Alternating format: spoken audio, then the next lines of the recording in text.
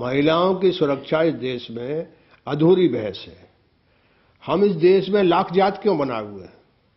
कोशिश ये करो कि इस देश में ऐसा देश बने कि कम से समाज पूरी तरह से एक नदी बन जाए।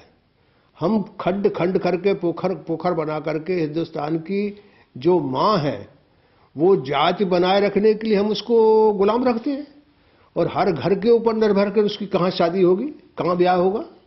तो जाति के चलते भी एक आधी दुनिया पे जो स्वाभाविक रिश्ता है औरत और मर्द का, उसको हमने रोक के रखा है। फिर दूसरी चीज ये कि हम सतही तौर पर महिलाओं की सुरक्षा की बात कर रहे हैं।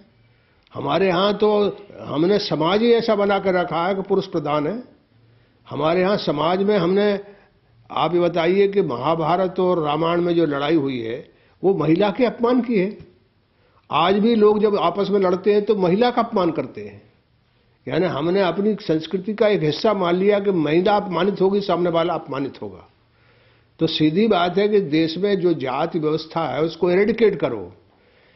हिंदू कहते हिंदू एक हो जाओ। और भाई हिंदू कौन है? जो हिंदू 80% है वो तो जात की चक्की में हजारों साल से परेशान है। उसकी मुक्ति करो। जैसे मान लो बाबा साहब अम्बेडकर बुद्धिस्ट क्यों बने? उन्होंने कहा कि मैं हिंदू धर्म में पैदा तो हो सकता हूं, मेरे बस में नहीं था, लेकिन मैं अब हिंदू धर्म में नहीं मरूंगा। तो इतना पीड़ित हो गया कि वो आदमी जिस कौन दुनिया में ऐसा देश है जिसमें किसी धर्म पैदा होने के बाद ये इतना बड़ा आदमी कह रहा कि मैं पैदा होना मेरे बस में नहीं था, अब मैं मरूंगा नहीं, इसमें वो बुद्धिस्ट हो गए। अब ये कह रहे हैं कि धर्म परिवर्तन।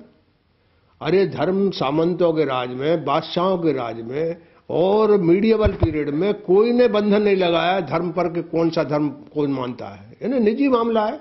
परमात्मा और भगवान के बीच में ये आदमी के दिल की आवाज है कि वो किसके साथ उसका मन मिलता है। आत्मा और परमात्मा हमारे यहाँ एक माना जाता है, उसका इंसान से क्या वास्ता है?